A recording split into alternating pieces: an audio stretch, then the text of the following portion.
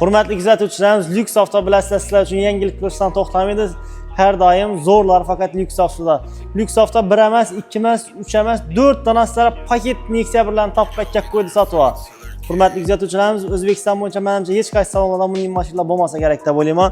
Nexia birlarimizni ko'rishlaringiz mumkin. 20-25 yildan beri saqlangan mashinalar. Halon yerab borib tekshirishlaringiz mumkin. Durgan videolarni ochib mashinalarimizni Lyuks avtoda sotuvda, Lyuks avtoga qo'yib beramiz sotuvda. 2007-yilda ishlab chiqargan Nexia 1imiz masla 5 probeg lyuks konditsioner sonus oladi, 300 km yurgan. Salon qismlarini ko'rsatib o'tamiz. Eng fulli Nexia 1 deydigan og'alarimiz biladi.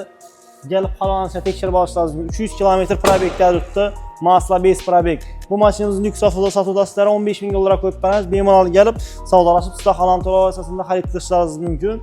Navbatdagi Nexia 1imiz 2006-yilda ishlab chiqarilgan lyuks konditsioner sonus oladi, qizil svet. 5 probeg mashinamiz. Bu vaqtda ko'p mashinalarimiz bilasizlar, endi shu vaqtda olgan odamlar biladi.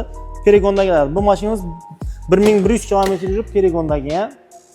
Bu mashinamiz ham masla Lyuks avtoda sotuvda, lyuks konditsioner bu mashinamizdan narxi 15 ming dollar. Bemalol kelib, sizlar halol to'lov asosida xarid qilishlaringiz mumkin.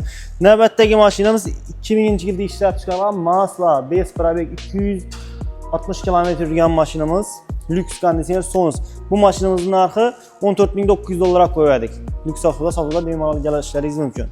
Navbatdagi 4-Nexia 1imiz